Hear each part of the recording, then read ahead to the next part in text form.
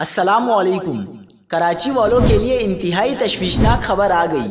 سندھ حکومت نے انتہائی سخت قانون نافذ کر دیا۔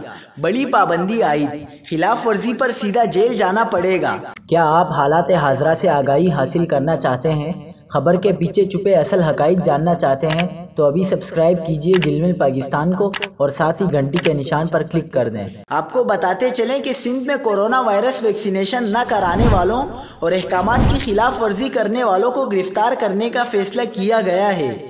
سندھ بھر کے کمشنرز اور ڈپٹی کمشنرز کو احکامات پر عمل درآمد کرانے کے احکامات جاری کر دیے گئے ہیں۔ سندھ میں کورونا وائرس ویکسینیشن نہ کرانے والوں اور خلاف ورزی کرنے والوں کو گرفتار بھی کیا جائے گا۔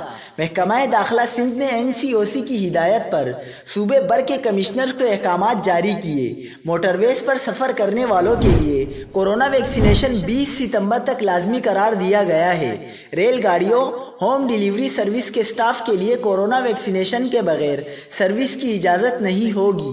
بس سروسز کے سٹاف کی ویکسینیشن نہ ہونے پر متعلقہ کمپنی کی بسوں اور اسٹینڈ کو بھی سیل کیا جائے گا۔